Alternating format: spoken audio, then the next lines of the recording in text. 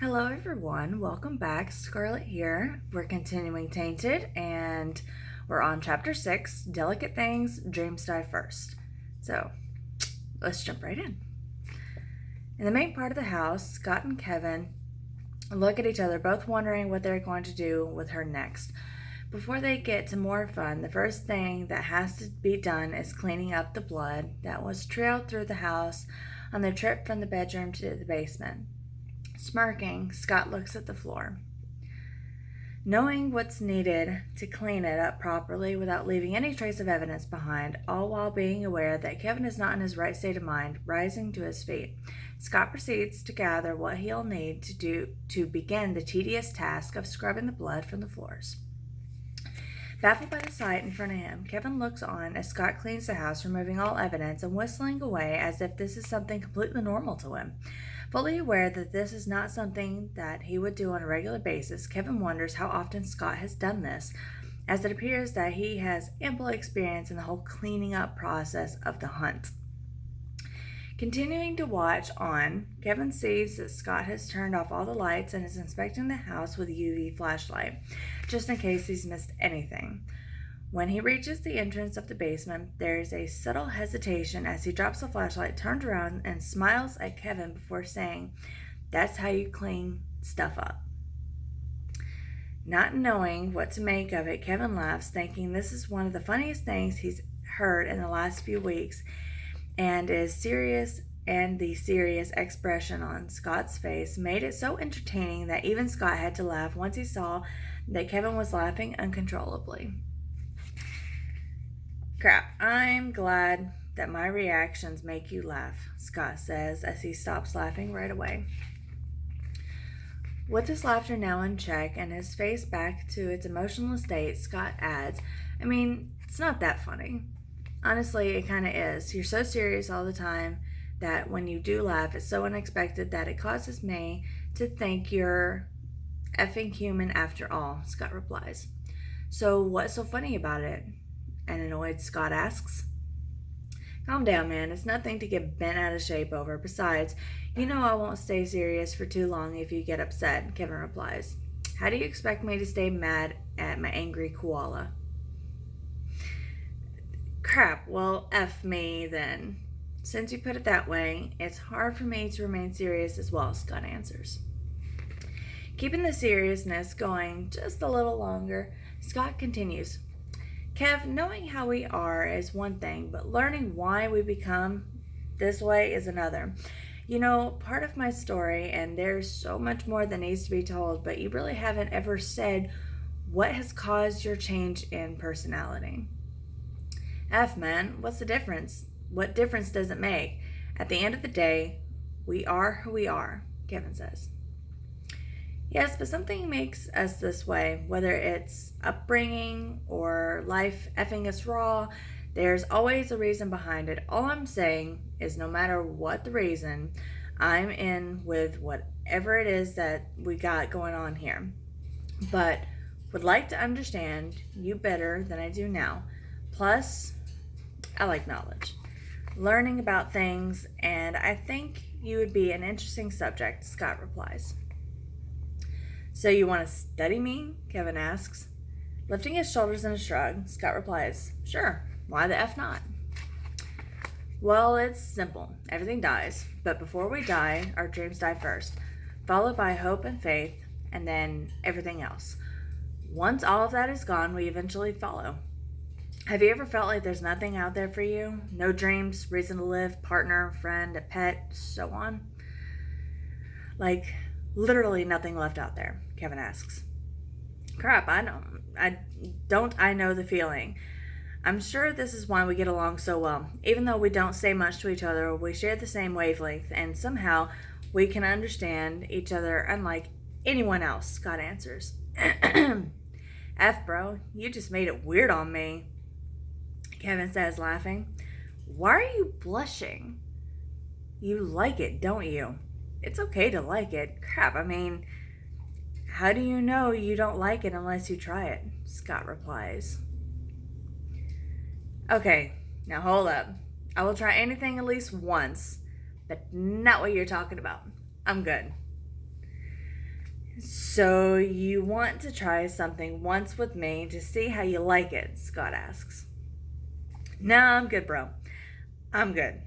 Don't make it weird between us, Kevin answers. It doesn't have to be weird. We're both adults here. It's not like we're kids trying to figure crap out. We try it, cool. We don't, that's cool too. Either way, it doesn't have to change things between us, Scott says. Okay, we aren't trying that because honestly, I'm not into it and I don't need to try it in order to know that I don't want it. Kevin replies. Oh. I think I lost my page. No, I'm good. I can respect that, but remember, the offer will always stand. It's not gay crap. It's me helping a friend out. If it opens your mind to a new way of life, then I served a purpose. Keep that in mind, Scott says. I'll remember this moment until I die. That's something I can definitely promise you, Kevin replies as they start laughing again. There was a point in time when, for Kevin, everything wasn't so black or white, but life threw in a swerve that forced him to see everything in a completely different light. Scott relates to Kevin on so many levels because both of them experienced life-changing events at such a young age, but they overcame it, and somehow these two dark souls who have the ability on their own to create such havoc have remained calm for so many years until they found one another. It appears to be destiny working its charm on the world and ready to unleash a new beast into the world in order to bring back peace into their lives, or at the very least, a little satisfaction. The things that Kevin had envisioned as a child are no longer a possibility for him for one reason or another, but the main reason is that it's no longer something that he strives for. There are new goals out there, and being a beast, someone whom the world learns to fear, could be an interesting new prospect for him. The things that occurred in his childhood were what sparked the rage inside him and taught him what it's like to live with a monster inside, a monster that continued to grow until he met Bella, which was when he learned that there were better things that could be done with his life. I almost lost my sentence. That was a dream of his as he started to envision some of the best things that life had to offer. He even saw himself having a family with her one day and growing old, with her by his side, having her with him until the day he died. But it's life, and it never plays out the way we want or hope. And it's something that you have to constantly put the work into in order to prevent it from stomping you into the ground. Kevin learned that there are times when he must be hard and others when it's necessary to be soft in order to survive or to help something important grow. Although he's learned that trusting people is extremely hard and sometimes it does more harm than good, he's gotten close to Scott to the point where they can talk about anything without judging one another. And there are moments when some weird things are said, but nothing can come between the bond that they are creating, understanding that there are things he cannot change. Kevin is focused on moving past Bella. That dream is dead. Painful as it is to admit, and no amount of wishing will bring it back to life. Scott learned at a young age that he needed to do things on his own, in order to achieve any type of success or happiness, and that is what he has done. He's built himself up completely on his own, and allowing anyone to get close to him is something he doesn't allow easily. He and Kevin, they put on this front with which they want to show the world that they are so unapproachable, yet everyone seems to want to talk to them despite them saying crazy things or making others feel uncomfortable from time to time. So, Kev, are you going to open up about what has really gotten you all twisted? Scott asks. What about me has you so intrigued all of a sudden? Kevin replies. I don't know, but something is drawing me closer to you, Scott says. That's just my smile, you effing asshole, butthole. It draws people close to me when I don't want them to be, Kevin replies, flashing the smile he had just referenced. Just so everybody's aware, I'm not supposed to cuss, so when I slip up, I'm sorry. Well, you do have a good smile and a pretty mouth, Scott says. Scott, F you, Kevin yells jokingly. It's true. What was it that older lady said to you that one day? Scott asks. I don't remember, Kevin answers. Don't lie, and definitely don't be ashamed of it. Besides, if we said something like that to her, you would think it was a compliment, so why are you acting like it's a bad thing? Scott asks. It's not a bad thing, but it's embarrassing to a certain extent, Kevin replies. Just say it. It will give you a good laugh to hear it out loud once more. I swear, we are effing strange people. The bee said I had nice pussy-eating lips, bro. Like, what the F? Who walks up to a perfect stranger and says something like that? A laughing Kevin replies. Told you that you would get a kick out of it, and for the record, you do have nice lips, Scott teases. F you, Scott, F you, Kevin answers as he continues laughing. If you really want to, okay, I can open up like a flower for you, Scott says, smiling. What the F is wrong with you, man? Kevin laughs. After a few more laughs, Kevin starts to recount the events that shaped his life, starting with how much he used to love training extensively for a potential fighting career as a teen in order to constantly be ahead of the game and anyone who would try to bring him any harm. Intrigued as he knew there was something different about Kevin when they first met, Scott listens carefully to see if there would be any slippage of information, but nothing except possibly the training could be considered a slip. As of this moment, all that Kevin is talking about is his training, and that is something that Scott already knew he possessed. It's clear that Kevin only puts out what he wants the world to know, but there is more to him than meets the eye. That more is what he wants to know about, but it's unsure that it will ever be revealed. Scott hands him an open bottle of Merlot as a peace offering and a way to break the ice so they can talk more freely and open with each other. Fully aware of what is happening, Kevin takes the bottle and pours himself a glass, but before bringing the glass to his mouth, he informs Scott that he is much quieter drunk on wine. And if it's talking or a good time he's looking for, the one thing that loosens him up is beer. Scott laughs it off and reminds him that any person can be that drunk and will always offer something to a listening ear because it's all about how the information is processed and handled. Kevin plays along with Scott and continues to drink the wine as he does enjoy a nice bottle or two every now and then as a way to help him ease his mind. Now, after selfishly finishing the bottle by himself, he starts off by offering some information on what he did to ensure he would be protected at all costs.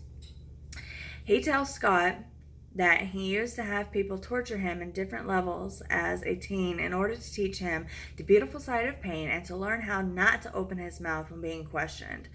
Not only that, but he physiologically tortured himself as well in order to understand what a person is capable of doing to someone else in the event that they want to break down someone's spirit or pride. Also, he informed Scott that love is something that was never learned because he didn't have a need for it, nor does he understand it properly. So it wasn't something that he focused on growing up, thus making it harder for him to understand the emotion. But that doesn't mean he's never felt it. Felt it before. He did experience it with Bella to the highest of its extent, and he knows that he never wants to experience again. Understanding the pain that Kevin is going through, Scott lets it be known that the desire of the flesh is completely overrated and that has no bearing on anything else that he does anymore because he is no longer interested in it as the hormones have settled and that lust and desire are all but gone. Okay. This isn't the first time that Scott has said this to Kevin, but it's the first time that Kevin has been able to relate to it and been able to accept that life, as he knew it, was about to be completely changed. Therefore, Kevin was more interested in learning how Scott has been able to keep focused on other things instead of thinking about how lonely life has become and will be once he returns to an empty home every night. Nothing has been the same for Kevin since he walked away from Bella. But knowing that things between them weren't going to change, he decided to walk away and accept the fact that he might be better off just focusing on his job and other interests instead of being lied to. Knowing and accepting the harsh reality are steps in the right direction, and having Scott by his side as someone with experience on how to cope with these situations is somewhat of a blessing, as he has never experienced anything remotely close to this new emotional letdown. You said dreams die first. What died first for you? Scott asks. Didn't we discuss this already? Kevin replies. I need you to understand it's completely. God, I can't get it out. I need you to understand it completely. So what died? Scott asks. Seriously, this is going to help me, Kevin scoffs. Seriously, this is going to help me? Kevin scoffs. Yes, it will allow us to improve on something that is flaw-ing you at the moment. Once we take care of it, we will truly be unstoppable, and there's nothing that anyone will be able to do about it, Scott says. So let's start the healing process and allow you to be true to yourself. Okay. The biggest dream that died was having my own family. A family that I can say is mine and that I'll love no matter what happens. One that will share my desire and understanding, as I will teach them everything I learned and allow them to be themselves. Bella was supposed to be the mother of these children, which in return would allow her a second chance at being a mother. But that's all in the wasteland now, a saddened Kevin replies. Would you say that's something you regret? Scott asks. I regret dreaming it in the first place. I learned at a young age that I shouldn't place my happiness in someone else's hands because people disappoint and hurt others without caring. People are selfish in nature, and that is something that we are all guilty of, but some more than others. That's not a lie, that's just a fact of life. See, the thing about love and people is that it's all in the eye of the beholder. Sometimes the love and person are not the right thing for you. But we are so blinded by the fact that we found something new and special that we no longer seem to care that we know all the truth behind it. All the pain, anger, and disappointment are all too real, but we overlook things because we are in love with the person. We are in love, and the person plays a hell of a game to make sure that you don't desire to go anywhere else. Despite knowing this, I allowed myself to fall victim. No, not victim, as that's the wrong word, but instead it was something new and exciting, and that's where I effed up by getting caught up in it, Kevin adds. That's it? That's it? Scott asks. What else is there to know? Kevin answers. Have you found yourself? Have you experienced something life-changing? Scott asks. Truly, I must admit that I found something. I went into a place in my soul that I never thought I would visit again.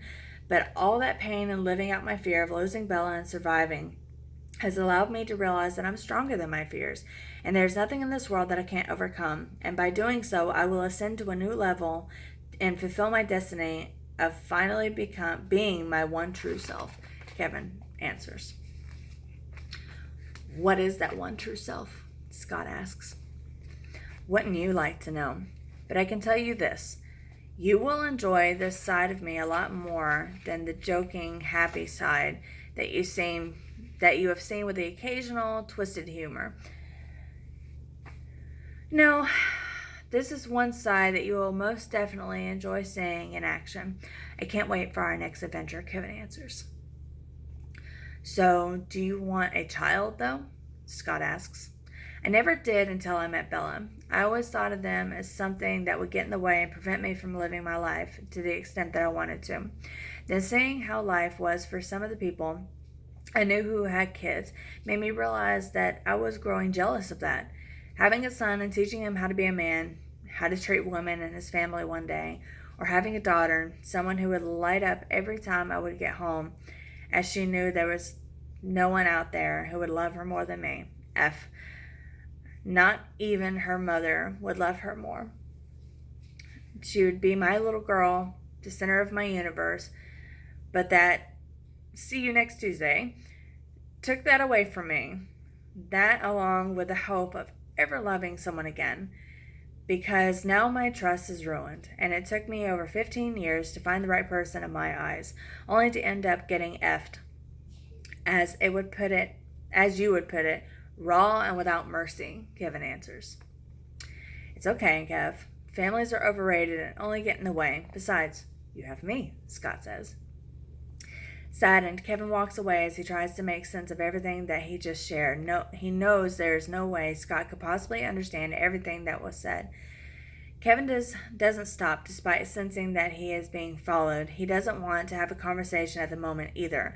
So he continues to process his thoughts and wonders why in the world he opened up to Scott in such a manner when he has never done so with anyone else before. There's a calmness that comes with Scott, and as if you can tell him anything, and you get the feeling that the secret is safe with him no matter what it is. You know in your heart that it won't go anywhere, but despite him saying that you shouldn't have told him because it could be used against you in a later time. Scott walks a few steps behind to allow there to be enough time to have passed before they start to discuss what will happen next. Scott feels like there is something that he should tell Kevin so that he knows it isn't the only one to have experienced such a loss. I got something you need to hear, Kev, so slow down for a second. If it doesn't help, then we can go our own ways, Scott says. Grabbing Kevin's arm and pulling him to stop, Scott says, Kev, don't be a effing crap. Scott, do you know what it's like to be a effing outsider in your own life? To have everything you envisioned right in front of you, only to lose it as if you meant nothing? Kevin asks. Scott releases Kevin and takes a step back. He doesn't answer right away. Do you? Kevin roars. Well, crap. When you put it like that, I can only say what the F you think. My life isn't all roses. Look at me. You call me a koala, and people have other things to say about me. But yeah, a koala is by far the nicest thing that anyone has said to me. I haven't had things go my way either, but there are times when things are tough, and that's when they teach us everything we need to know in order to grow into the person that we are meant to be. Don't be down on yourself, Kev. I've known you for a few years now, and you don't strike me as someone who gets easily defeated nor cares about what anyone thinks of them. So don't start now. There is something that I need to share with you, so you understand that there are people who have experienced your nightmare as well, and perhaps a little worse, Scott says. What do you mean? What happened to you? Kevin asks. I once had a family for a short period of time. I had a woman I loved and a daughter who, for the brief time that I had her, loved me. But I lost them in a brutal car accident in which I was driving, Scott replies. What caused the accident? A drunk driver or something else? Kevin asks. It's hard to put the blame on it, although the officers had no problems blaming the other driver as he was wasted. But the reality is, if I would have been focused on the road instead of fighting with my girl, they would still be alive. That's why I drink every now and then. That's why nothing seems to matter, and human flesh doesn't do anything for me anymore. They were my life, and to lose them over a fight due to me not wanting to visit my parents is something that I'll regret for the rest of my life, Scott replies sadly. How old was your daughter? Kevin asks. She was 4. The way they died was not fair, and I wished every effing second that it was me instead, as I was the one behind the wheel and who got distracted. I don't care that she wouldn't stop arguing. I was the one driving and should have been more focused, Scott answers. What did you do after that? Kevin asks. I trained even more. I refined my hunting skills and enhanced all the other extensive training I already had. There was one thing for certain. All the money in the world couldn't make me feel complete after I lost them. I won a huge settlement, but it did nothing for me, as he caught a break and was awarded a plea deal, allowing him to serve no time, Scott answers. Holy crap, a surprised Kevin yells. Right? Exactly my reaction, but with a lot more outrage and F's in there, Scott replies. Where is this son of a dog now? Kevin asks. Nowhere to be found because as I was saying, I refined all of my hunting skills, and the first one to be honored was patience. I couldn't react right away, so I had to wait. I waited for 5 long years before getting the chance I was looking for, Scott answers. What happened? Kevin asks. I broke into his house, which wasn't hard to do, as it was a small shack, made it look like a robbery, and killed him with a gunshot to the stomach. I watched him bleed out like I had to watch my little girl bleed out in my arms before the paramedics were able to reach us. I can't say that I feel bad for the guy, as I can't even remember his name, but I do remember his eyes, because that crap never leaves you. Seeing someone's life extinguished is an experience unlike any other. Watching the fear, desperation, and then acceptance, it's something that can't be compared to. Nothing in the world, not your first love, first time effing, or the birth of your child. Nothing compares to the satisfaction you get by achieving vengeance on someone who did you wrong and watching them leave this world. For that split second, you realize that the world is a better place since you got rid of this monster. Then to instantly realize that by killing one monster, you've created another in its place.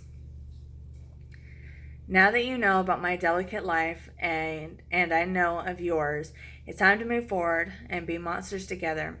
I can't do this without you, and you can't do this without me. Together we can overcome anything that stands in our way.